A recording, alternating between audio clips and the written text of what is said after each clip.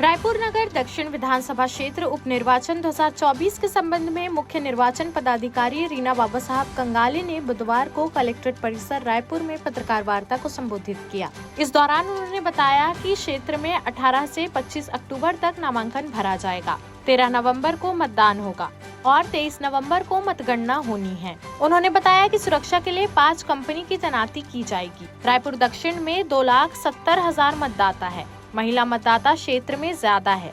उन्होंने बताया कि आदर्श आचार संहिता केवल विधानसभा क्षेत्र में ही लागू किया जाएगा। कल भारत निर्वाचन आयोग के द्वारा रायपुर नगर दक्षिण विधानसभा सीट के लिए उपचुनाव का कार्यक्रम की घोषणा कर दी गई है और इस उपचुनाव के कार्यक्रम की घोषणा के साथ ही जो है वहाँ पर आदर्श आचरण संहिता प्रभावशील हो गई है। रायपुर नगर दक्षिण विधानसभा सीट अनारक्षित सीट है और जो कार्यक्रम है वो इस तरह से रहेगा कि अधिसूचना का प्रकाशन 18 अक्टूबर को होगा और नामांकन जो दाखिला है वो 25 अक्टूबर से प्रारंभ होकर 30 अक्टूबर तक के लिए जाएंगे। नामांकन पत्रों की जो समीक्षा है वो 28 अक्टूबर को होगी और मतदान की तिथि 13 नवंबर, मतगणना की तिथि जो है वो 23 नवंबर है और तिथि जिसके पूर्व निर्वाचन संपन्न करना होगा वो 25 नवंबर रहेगा। हमने रायपुर नगर दक्षिण विधानसभा क्षेत्र हेतु पुख्ता व्यवस्था, सुरक्षा और कानून की है।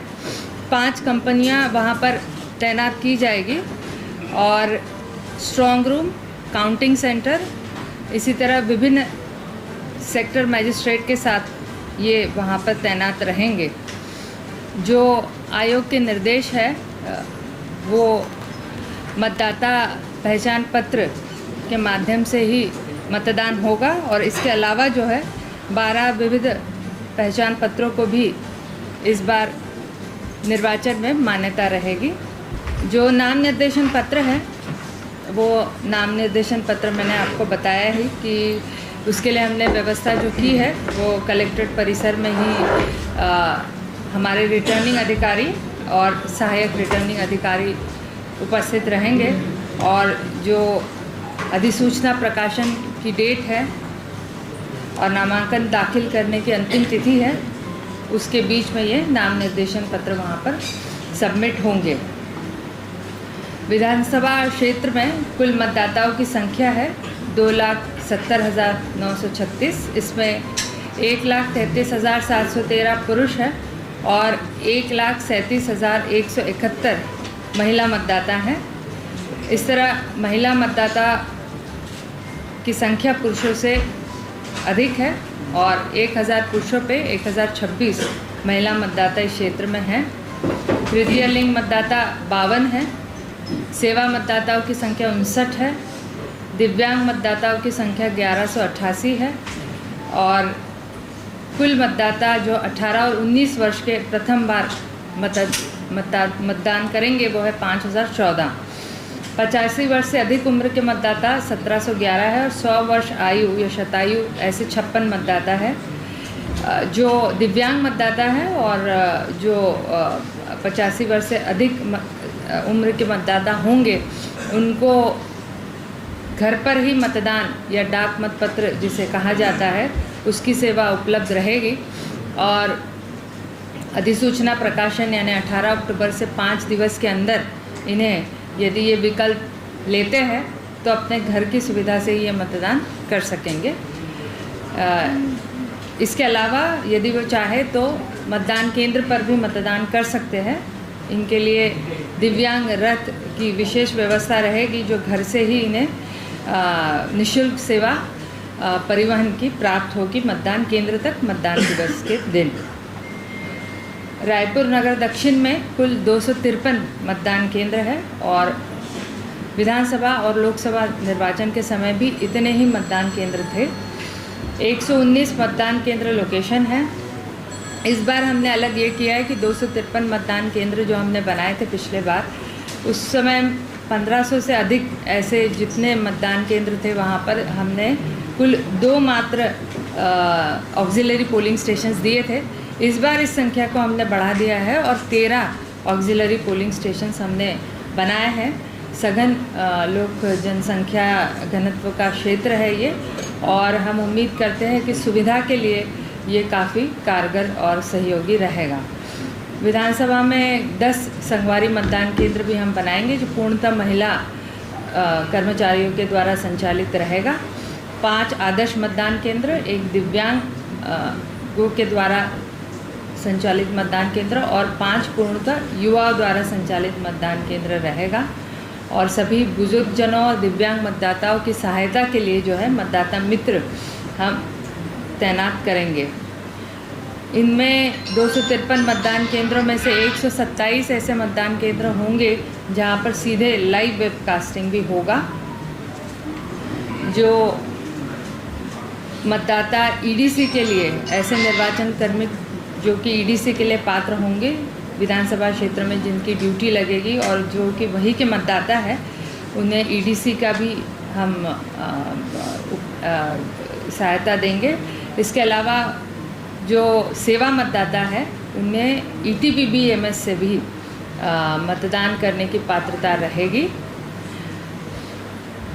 इसके अलावा जितने निर्वाचन कर्मचारी वहाँ पर लगे होंगे उनको यदि वे प्रारूप 12 में आवेदन करते हैं तो डाक मतपत्र के माध्यम से विहित सुविधा केंद्र के माध्यम से वो मतदान भी कर सकेंगे। नाम निर्देशन की व्यवस्था के लिए ज़िला मुख्यालय में हमने तैयारी की है और अभ्यर्थियों से ये आग्रह रहेगा कि जो आयोग के निर्देश है कि नामांकन कक्ष में कुल 5 व्यक्ति ही प्रवेश कर सकेंगे और जो रोड शो है उसमें भी मात्र 3 वाहनों की जो है पात्रता रहेगी। प्रचार प्रसार के लिए हमने स्वीप के माध्यम से कोशिश करेंगे कि अधिक से अधिक जो है मतदान का प्रतिशत रहे और 13 नवंबर को जो तय है मतदान दिवस, उस दिन जो है इलेक्ट्रॉनिक और प्रिंट मीडिया के माध्यम से मैं अपील सभी रायपुर नगर दक्षिण के मतदाताओं से करूंगी कि वे अवश्य अपने मताधिकार का प्रयोग करें।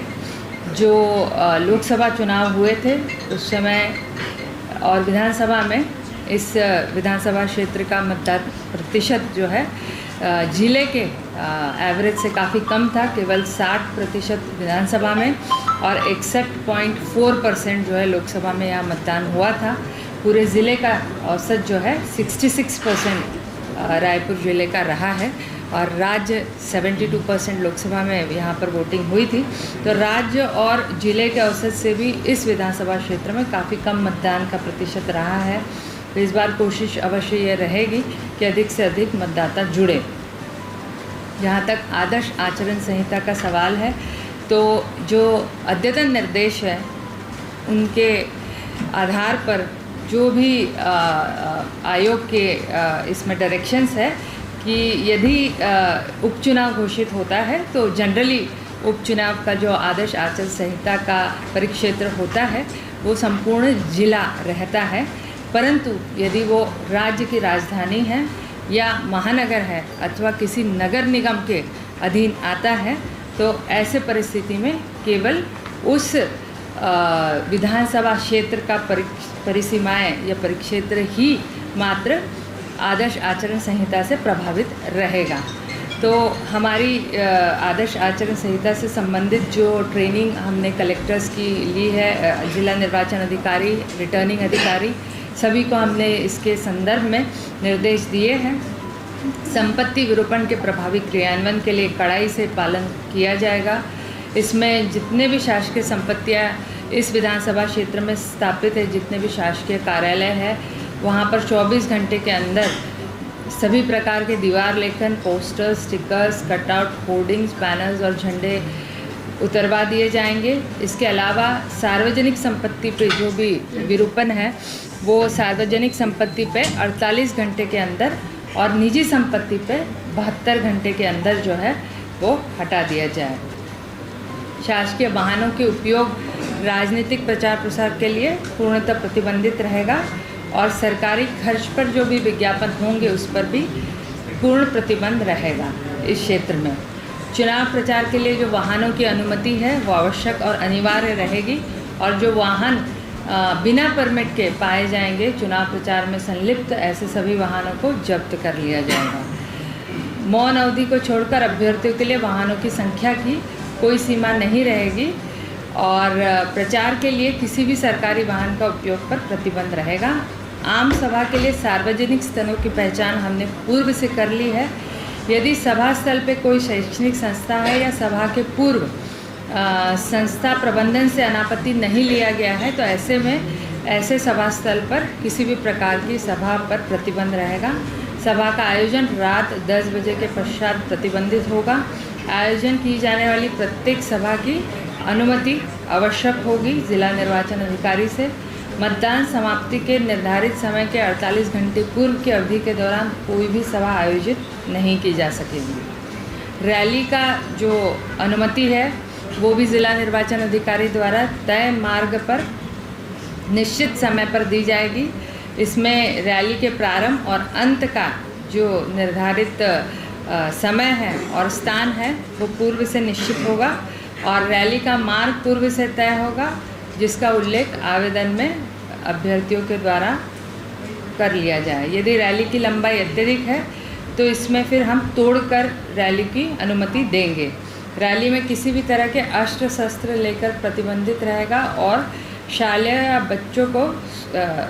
बच्चे या स्कूल यूनिफॉर्म में शालेय छात्र छात्राओं को रोड शो में जाना पूर्णतः प्रतिबंधित रहेगा। रोड शो की जो 10 से अधिक वाहनों की दशा में 10 वाहनों के भीतर 100 मीटर का अंतराल होना आवश्यक होगा, और लाउड स्पीकर की अनुमति सर्वोच्च न्यायालय के द्वारा निर्धारित जो 10 बजे से 6 बजे प्रातः के समय है उसमें टोटली प्रतिबंधित रहेगा।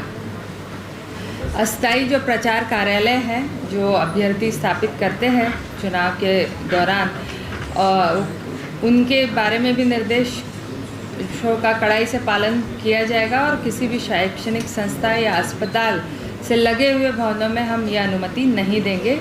किसी भी मतदान केंद्र के 200 मीटर की परिधि के भीतर या धार्मिक भवनों के भीतर ये प्रचार कार्यालय न लगाए जाए, और सभी प्रकार के एप्लीकेशंस सुविधा ऐप के माध्यम से ऑनलाइन भी आप दे सकते हैं। इसमें पहले आओ पहले पाओ के सिद्धांत पर जो है अनुमति दी जाएगी। जहाँ तक निर्वाचन व्यय की सीमा है वो 40 लाख रहेगी, और सभी अभ्यर्थियों को एक पृथक बैंक अकाउंट नामांकन दाखिल करने के कम से कम 1 दिन पूर्व खोलना होगा। नाम निर्देशन की तारीख से लेकर परिणाम की घोषणा तक दोनों तिथियों को सम्मिलित करते हुए समस्त व्यय जो है इसी बैंक अकाउंट से आप वहन करेंगे, और कम से कम 3 बार इस अकाउंट का सत्यापन या परीक्षण जो है आपको जिला निर्वाचन अधिकारी को करना होगा। सभी अभ्यर्थी जिनका कि आपराधिक पूर्ववृत्त है तो इसका प्रकाशन आपको अखबार में करना होगा, और राजनीतिक दलों को भी इसके संबंध में जो उच्चतम न्यायालय के निर्देश है उनका कड़ाई से पालन करना सुनिश्चित करना होगा। व्यय नियंत्रण के लिए हमारे द्वारा 19 सेक्टर मजिस्ट्रेट्स की हमने नियुक्ति की है, और 4 परमानेंट नाके हमने स्थापित किए हैं, 4, 9 उड़नदल दस्ते और 12 जो है वो स्टैटिक फोर्सेस हमने लगाए हैं, और 2 वीवीटी या वीडियो सर्वेलेंस टीम्स भी हमने लगाई है।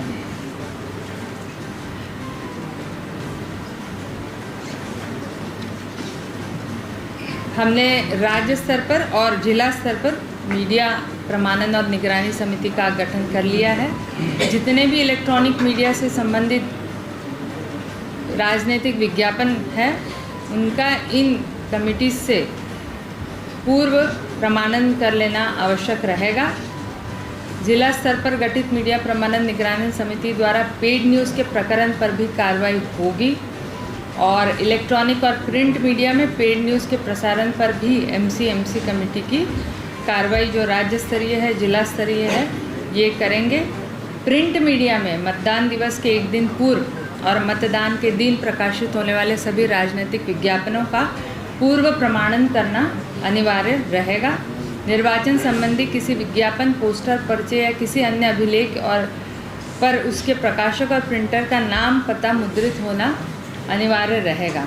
जहाँ तक ईवीएम वीवीपैट्स का सवाल है, हमने 253 मतदान केंद्रों के आधार पर पर्याप्त ईवीएम और वीवीपैट्स की उपलब्धता सुनिश्चित कराई है और सभी जगह पर 200% से अधिक रिक्वायरमेंट के हमारे ईवीएम और वीवीपैट्स का जो है वो FLC हो चुका है और आने वाले समय में अभ्यर्थियों की उपस्थिति में पूर्ण पारदर्शिता के साथ कमीशनिंग और तैयारी की जाएगी। सभी नागरिकों से मेरा आह्वान रहेगा, इस आदर्श आचरण संहिता के दौरान जो है संपूर्ण सहयोग आप ज़िला प्रशासन का और आयोग के कर्मचारियों का अवश्य रूप से करें। इस दौरान कई त्यौहार है, दशहरा है, दिवाली है और आने वाला समय हमारे लिए हम रायपुर नगरीय क्षेत्र में ही क्योंकि ये सारे सेक्टर मजिस्ट्रेट और फ्लाइंग स्क्वाड्स रहेंगे, तो ऐसे समय में जनता को किसी प्रकार की असुविधा न हो, यह आयोग की मंशा है। परंतु आपके सहयोग की भी हम सबकी अपेक्षा रहेगी। सी-विजिल ऐप एक मोबाइल ऐप है जिसके माध्यम से अगर ऐसे प्रकरण आपके संज्ञान में आते हैं जहां पर मतदाता को प्रलोभन की सामग्री का वितरण अथवा किसी भी प्रकार से मतदाताओं का प्रलोभन किया जा रहा है, तो आप ऑनलाइन इस ऐप के माध्यम से जो है अपनी शिकायत को दर्ज कर सकते हैं। आयोग प्रतिबद्ध है कि 100 मिनट के अंदर अंदर इस शिकायत प्राप्त होने के भीतर कारगर कार्रवाई करेगी। सुविधा ऐप के माध्यम से कैंडिडेट्स भी जो है अपने एप्लीकेशंस फाइल कर सकते हैं और अलग अलग प्रकार के जो उन्हें व्हीकल परमिशंस है या सभा या रैली के लिए ऑनलाइन आवेदन करने हैं तो वो कर सकते हैं। यदि कोई वोटर हेल्पलाइन ऐप, कोई वोटर अपने विभिन्न सुविधाओं को प्राप्त करना चाहते हैं, मैंने जैसे बताया कि 1 अक्टूबर जो है हमारी फाइनल कट ऑफ डेट है। इस चुनाव के लिए 1 अक्टूबर की तिथि में 2024 को जो भी 18 साल का होता है वो पात्र रहेगा मतदान करने के लिए। कल 15 अक्टूबर तक हमने सतत अभियान चलाकर नवीन मतदाताओं को जोड़ा है। ये सभी एप्लीकेशंस जो हमें 15 अक्टूबर तक प्राप्त हुए हैं, इस बार एडवांस एप्लीकेशंस का भी हमने 1 साल पहले से जो है सिस्टम प्रारंभ किया है। जब हम दिसंबर माह में ही जो है अगले साल के चारों क्वालिफाइंग डेट्स के एडवांस एप्लीकेशंस लेते हैं, तो ऑटोमेटिकली यदि हमारे पास ऐसे एप्लीकेशंस आए हैं तो वो भी ऑटोमेटिकली मतदाता सूची में जुड़ जाएंगे। तो सभी प्रथम बार जो मतदान करेंगे ऐसे सभी युवा मतदाताओं से भी हमारी अपील रहेगी कि वो आए और आकर अपने मताधिकार का प्रयोग करें। देश प्रदेश की सभी बड़ी खबरों से जुड़े रहने के लिए हमारे YouTube चैनल को लाइक, शेयर और सब्सक्राइब करना ना भूलें। साथ ही लेटेस्ट खबरों के लिए बेल आइकन को प्रेस